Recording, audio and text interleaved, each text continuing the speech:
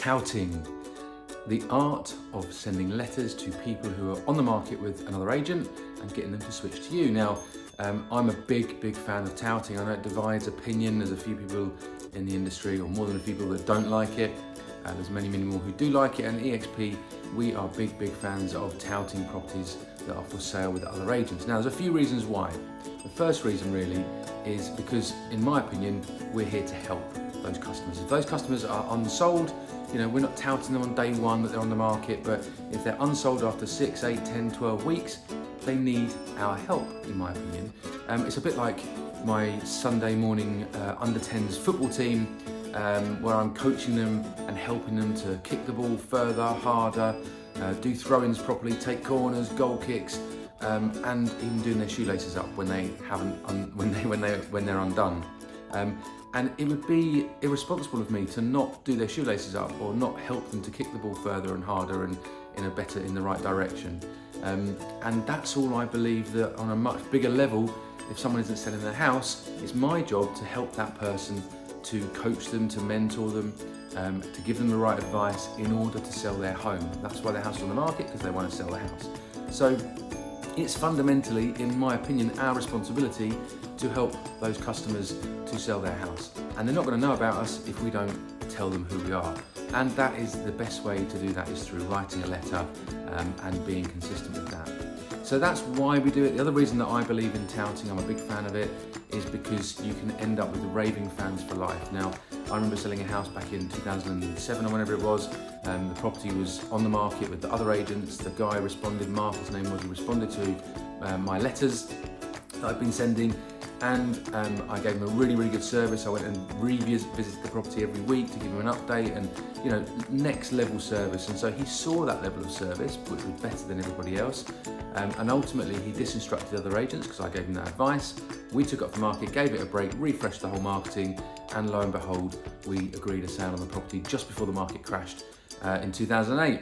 And of course, Mark became a raving fan for life, recommended us to countless people, and sold another 2 properties for us over the next 10 years or so.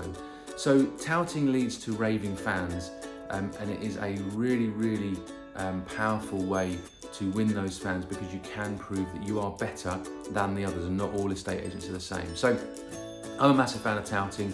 There are ways to do it, but that is why you should do it, and the ways to do it are coming up next.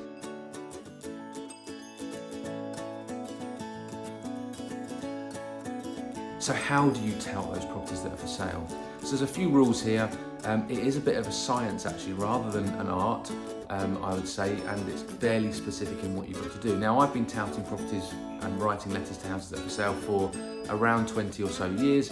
I set up the direct mail touting system at my old business, Country Properties, where I used to work in the late 90s and early noughties, and I used to go around and search for the properties and put them onto a mailing list, to a spreadsheet, and then mail merge them with a Word document. And I would go out and find the properties that were for sale, take the properties off that were sold, and take the properties off that were withdrawn. It was very time consuming, but very fruitful. We went from number 4 in the town to number 1 in the town in a very short space of time, and our records and recommendations were coming through and flowing through very quickly after we started showing our worth and proving that we were the best agency for that customer. So there are a few ways to do things. So the most important thing is consistency, quality over quantity. If you send one letter to 200 people and that's all you ever send, you're probably not going to get a response.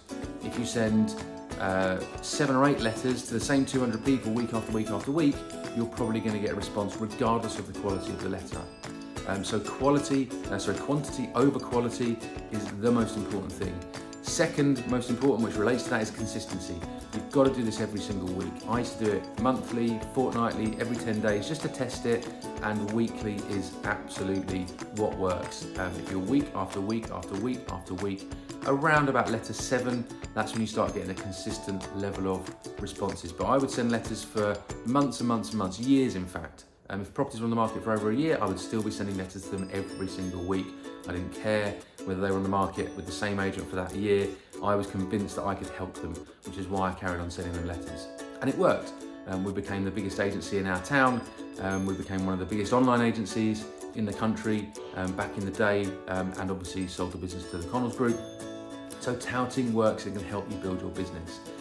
Now, the other ways to do things are a few other tips and hints. The content of the letters ideally needs to be good. It doesn't need to be, consistency is more important, but I used to send out letters with top tips. So tip number 1, tip number 2, tip number 3, and so on and so forth of why your house hasn't sold. And so that customer would get a tip every single week, and after 6 or 7 weeks, they'd have 6 or 7 tips as to why their house hasn't sold, and they'd be calling me up and they'd be going, Adam, I've really enjoyed your letters. I've been implementing some of the stuff you've been advising us to do via the letters. It hasn't worked, but I've really liked your content. I'm disinstructing agent A, and I'm going to go on with you guys. So that value add letter, and if people implemented the tips and sold their property through that agent, I would still get remembered. I'm still helping that customer. The whole point is helping the customer. If the customer wins, then everybody wins. And I've got a big belief in that. The other tip that I would give you is to send letters in coloured envelopes. Now, I didn't used to do this. I did this I did white envelopes, white window envelopes with a second class stamp back in the noughties. We've seen with lots of agents around the EXP network that coloured envelopes work much, much better, and there's a higher open rate, and people are more engaged with, pink or blue or green or red or whatever colour colour envelope it might be. So don't use white and don't use brown because it looks like a tax bill or an invoice or something like that.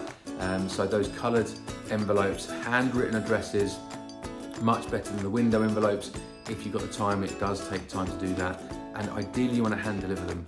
You can stamp, but ideally you want to hand deliver. But don't use a franking machine. That's the one thing you shouldn't do. So they're my tips on touting and how to get the highest open rate, essentially, of your letters from people that are receiving those letters.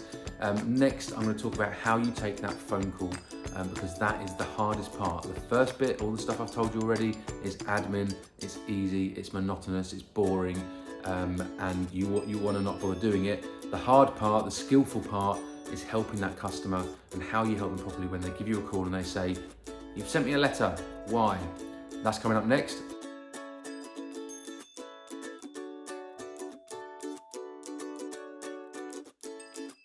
So how do you take that call when someone calls up from one of those touting letters? This is the most difficult part of your role. The rest of it is easy, the rest of it is admin, the rest of it is boring and monotonous, but taking that phone call from somebody who's just called you up from a letter is the hardest part, because most people will call you up and say, "Hi, you've sent me a letter, why?"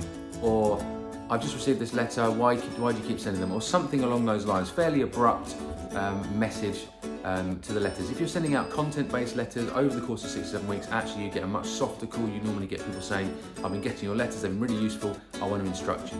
So depends on the timing of the call, but a lot of the time you'll get just very abrupt phone calls. So the first thing to do is not panic. The very first thing you do is say, "Great, thanks very much for calling, I appreciate that. I've sent a few letters out, what's your address?" Get their address, okay? That is the most important thing. You don't need to worry about anything else. You don't need to panic, hit the panic button and say, "Oh yeah, I sent you a letter because I want to sell your house." Take their address. Pretend it's a valuation. That's the first thing you do. I want to get you to value my house. Great, what's your address? That's the easiest thing to do.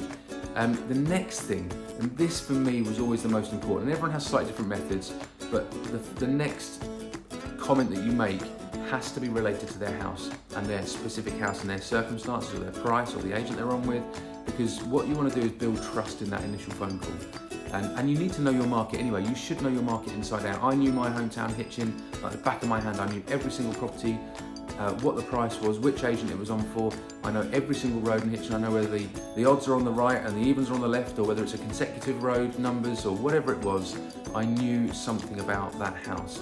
So they'd call up and say, "Hi, I've got this letter, why?" And you say, "Great, thanks very much for calling. I've sent a few letters out, so if you could give me your address, I'll be able to help you on that one." "Yeah, it's 18 Bedford Street." "Oh right, that's the property on the left as you go up the road. You're on with XYZ estate agent." Instantly, as soon as you know something about that property, that client is starting to feel special. They're starting to understand that you know the market. They're starting to like you. They're starting to know you. They're starting to trust you. And this is a really, really important step in this sort of flow and this journey for the customer. So as soon as you've got their address, as soon as you've said something about their property, then you start creating a bit of pain. Then you start saying, okay, great, yeah, I'm surprised your property hasn't sold. You know, how many viewings have you had? Ask them if they've had any offers. If they've had any offers, what have those offers been? You know, they've been far off the asking price. Have you had any feedback from the viewings that you've had? Because typically agents are not very good at giving feedback. It's probably why the property hasn't sold, is because they haven't been having a conversation, an ongoing conversation with that client. So you might ask, how many offers have they had on the property? And I always used to ask, why do you think it hasn't sold?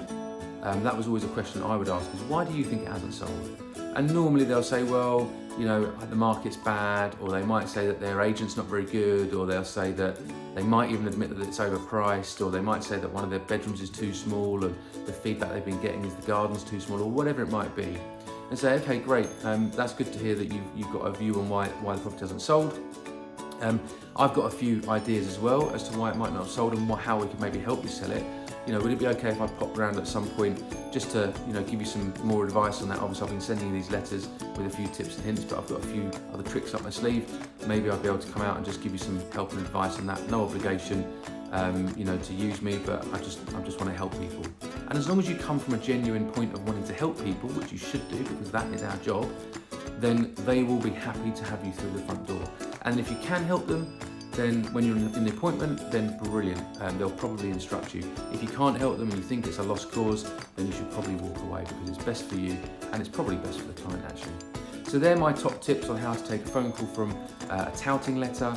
Hope they help. If you need any more advice or help, then feel free to give me a call, drop me a DM, but otherwise I'll speak to you soon. Thanks a lot, bye.